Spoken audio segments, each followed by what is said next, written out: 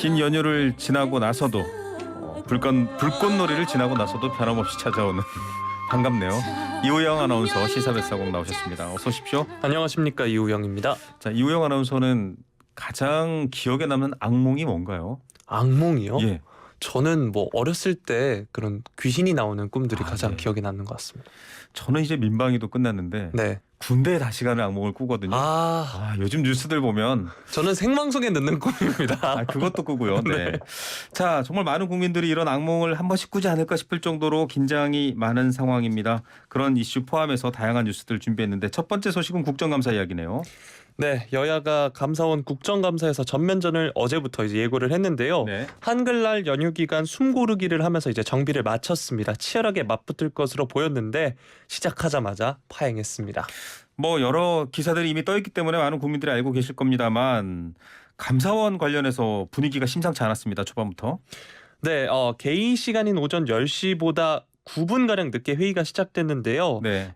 초반부터 분위기는 심상치 않았습니다. 보면은 이제 민주당 간사인 기동민 의원이 감사원 업무 보고에 앞서 의사진행 발언을 요구했는데 국민의힘 소속 김도읍 법사위원장이 이를 받아들이지 않으면서 이제 시작이 됐고요. 네. 결국 이제 9분 만에 감사 중지를 선포를 했습니다.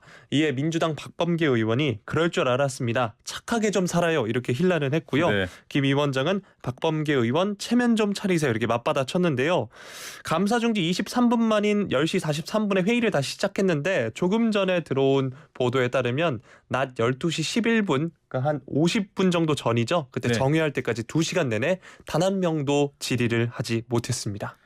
자, 이게 감사원이 지금 국정의 핵이 되었습니다. 특히 유병호 감사원 사무총장 또 이관섭 대통령실 국정기획수석과 문자를 나눈 것 때문에 전국의 핵이 됐는데 민주당이 뭐라고 공세를 펴고 있는 겁니까? 네, 민주당은 연휴 마지막 날인 어제 기자회견을 열었습니다. 이 수석을 비롯해서 감사위원 6명 전원의 출석 등을 요구하고 네. 이를 받아들이지 않으면 감사 자체를 거부할 수 있다 이렇게 엄포를 내놨는데요.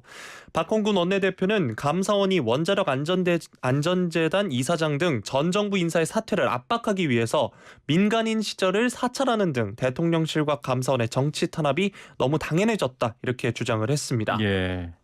자, 여러 절차상의 문제점 법조계까지 분석 기사가 나오고 있는데 국민의힘에서는 이건 좀 맞지 않다. 헌법기관인데 이건 좀 중립성을 침해한다. 오히려 이렇게 맞섰네요. 맞습니다. 민주당이 대통령의 손발을 묶으려고 억지 파행을 준비하고 있다 이렇게 비난을 했는데요. 네. 오늘 국감에서도 서해 피격 공무원 사건과 관련해서 문재인 전 대통령에 대한 조사 필요성을 강조하는 등 압박 수위를 높일 것으로 보이고요. 또 이와 함께 산업통상자원 중소벤처기업위원회에선 한전 적자 원인을 두고 여당의 문재인 정부 공세 또 문화체육관광위원회에선 청와대 운영 방침 등에 대해 민주당의 질타가 이어질 것으로 보입니다. 예, 자, 5개월 새 정부에 대한 감사, 국정감사가 아니라 5년 지난 정부에 대한 국정감사다 이런 입장인 거죠, 여당은.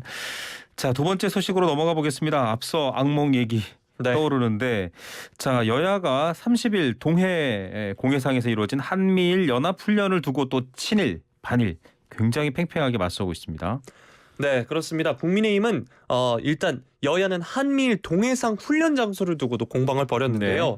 국민의힘은 일본 쪽에 더 가까운 곳에서 훈련이 이루어졌다 이렇게 주장을 했습니다. 네. 북한이 자주 출몰하는 곳이 동해이기 때문에 동해에서 3국 훈련이 진행되는 것이라면서 독도로부터 185km 떨어진 곳이다. 이렇게 성일종 국민의힘 정책위의장이 말했는데요. 네. 이에 대해 민주당은 일본군이 우길기를 달고 독도 인근 해역에서 해상훈련을 하는 것은 부적절하다 이렇게 주장을 했습니다. 예. 박홍근 원내대표는 장소가 한국 작전구역 바깥이라고 해도 독도에서 불과 150여 킬로미터 떨어진 곳이다 이렇게 지적을 했습니다. 이재명 대표도 한마디 했죠. 네, 일본 자위대가 한일 합동 군사훈련을 독도 근처에서 하고 있다면서 일본 우익과 집권 자민당이 전쟁을 할 수 있는 국가로 만들자는 게 목표인데 우리는 동의할 수 없다 이렇게 말했습니다. 일본식 표현을 치면 정상국가입니다. 일본은 2차 대전의 전쟁 원인에 대한 책임을 지고서 정상적인 군대를 보유할 수 없고요. 그래서 이름이 자위대인데 이거에 대한 인정이 되는 것 아니냐라는 우려 그리고 여당은 지나친 확대 해석이다 이렇게 지금 공방이 이어지고 있는 겁니다. 군사협력에 대해서도 말이 많네요. 한일 관련. 네, 군사협력 시초를 두고도 다퉜는데요. 정진석 국민의힘 비대위원장은 한미일 3국 연합훈련은 문재인 정권 때인 2017년 10월에 이제 3국 국방부 장관의 필리핀 합의에 따라 이뤄졌다 이렇게 지적을 했는데요. 네. 민주당은 동해에서 벌어진 한미일 군사훈련은 전례가 없다 이렇게 반박을 한 겁니다. 네. 김의겸 민주당 대변인은 군사훈련을 동해에서 한 적이 한 번도 없었다. 하와이나 일본 요코스카 서남방이었고 한반도 주변이라 해도 제주도 남쪽 먼바다였다 이렇게 말을 했습니다. 자, 이게 다시 지금 주요 정치인들의 발언을 통해서 여야 간에 치열하게 대립하는 양상을 띠고 있는데 한미일 군사 협력 공조를 강조하는 국민의힘에 대해서 국민의힘은 지금 친북, 반미 이렇게 또 걸고 있어요. 이건 또 정말 끝이 없어질 것 같은데 이렇게 되면. 네, 정 위원장은 SNS에서 친일 국방은 죽창가의 변주곡이자 반미 투쟁으로 가는 전주곡이다 이렇게 주장을 했는데요. 네. 박정화 수석 대변인도 지금은 한미일 굳건한 공조를 통해 북한을 압박해야 한다 이렇게 민주당을 비판했습니다. 자, 민주당은 과거사 문제 해결을 강조하면서 계속 친일 프레임을 걸고 있죠. 네, 이 대표는 일본이 침략의 역사를 사과하지 않고 독도를 자기 땅이라고 도발하고 경제 침략까지 하는데 자위대와 실전 합동훈련을 한다. 우길기가 다시 한반도에 걸리는 일이 생길 수 있다. 이렇게 주장을 했습니다. 예, 한미일이 함께 힘을 합치는 게 북중러를 또 자극해서 합치게 만드는 것 아니냐라는 우려인데 뭐 용어 가지고도 굉장히 싸우고 있고 정진석 국민의힘 비상대책위원장이 SNS를 통해서 이재명 대표를 비판했는데 이것도 또 뉴스가 계속 생산되고 있습니다. 네, 맞습니다. 정 위원장은 이재명 대표가 경박한 역사인식으로 국민을 현혹한다 이렇게 날을 세웠는데요. 이 대표의 일본군 한국 주둔설은 문재인 전 대통령의 김정은 비핵화 약속론과 함께 양대 망언이다 이렇게 비난을 했습니다. 예. 조금 전에 보도가 또 이어졌는데요. 보면은 SNS에 조선은 안에서 썩어 문드러졌고 그래서 망했다. 일본은 조선 왕조와 전쟁을 한 적이 없다. 이렇게 말을 했습니다. 그러면서 일본 제국주의 침략을 정당화했던 이완용 같은 친일 앞잡이들이 설파했던 주장들을 여당 대표 입으로 듣게 될 줄은 상상도 못했다. 이렇게 민주당에서 강하게 이에 대해 반발을 했습니다. 네, 식민 지배 원인이 조선 왕조와 우리 내부에 있다라는 걸 이제 식민 사관, 네. 식민을 정당화하는 역사관 이렇게 비판받고 있는데 그런 비슷한 얘기를 지금 했기 때문에 여파가 더 커지고 있습니다. 네. 대통령실에서도 관련 입장 내놨죠. 대통령도 오늘 아침에 또 한마디 하신 것 같은데요. 네, 대통령실 이재명 부대변인이 오늘 인터뷰를 가졌는데요. 불이 나면 불을 끄기 위해 이웃이 힘을 합치는 건 너무나 당연하다 이렇게 얘기를 했고요. 이에 대해서 친일이란 정치적 용어나 프레임이 끼어들 수 있는지 의아하다 이렇게 얘기를 했고 윤 대통령은 핵 위협 앞에서 어떤 우려가 정당화될 수 있겠습니까? 현명한 국민께서 잘 판단하실 것으로 생각합니다. 이렇게 답했습니다. 네, 세 번째 소식으로 가보겠습니다. 러시아와 우크라이나 전쟁도 계속 격화되고 있는데 크림대교 폭발 사건 우크라이나의 소행이다 이렇게 얘기를 하면서 어제 보복 공습을 했어요. 미사일이 굉장히 많이 떨어졌죠. 맞습니다. 우크라이나 중부 도시 드니프로, 키이우 등에서 이제 수차례 미사일 공격이 이제 이어졌는데요. 우크라이나 수도 키이우에는 이제 러시아의 미사일이 떨어진 게 70여일 만이라고 합니다. 네. 러시아의 공습 목표물은 민간인 거주지, 발전소 등 주요 인프라였다라고 하는데요. 외신에 따르면 최소 14명이 사망했고 97명이 부상을 입었다고 합니다. 지금 뭐 뉴스 공개된 영상을 보니까요. 아마 소낙 미사일로 추정되는데 하늘을 날아가다가 갑자기 솟구치더니 건물 사이로 떨어져서 폭발하는 모습도 보였습니다. 굉장히 두렵더라고요. 우리도 지금 위기여서 그런지 피해가 굉장히 많았던 것 같아요. 키이우에. 네, 키이우를 비롯해서 리비우, 폴타바, 수미, 테르노필 등 최소 4개 지역 수십만 명의 전기 공급도 중단됐다고 네. 하고요. 단전 사태가 있는데 젤렌스키 대통령은 우리의 자신감은 손상되지 않았다. 우리는 승리할 것이다. 이러면서 항전을 독려했습니다. 키이우에 있는 삼성 우리 기업 입주 건물에도 피해가 있는데 다행히 네. 인명 피해는 없다고 하고요.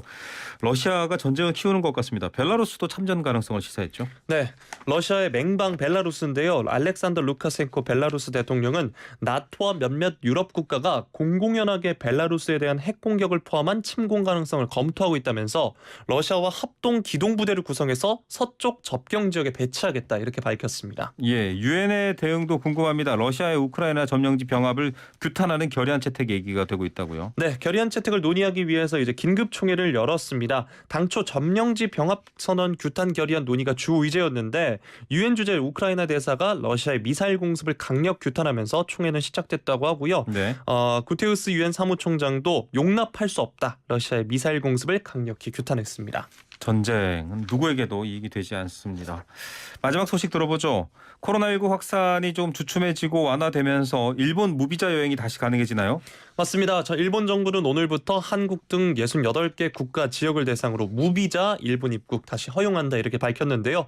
이에 따라 우리나라 사람들, 한국인들도 비자 없이 최대 90일간 일본에 머무를 수 있는데 네. 이 무비자 입국을 재개하는 것이 2년 7개월 만이라고 합니다. 예.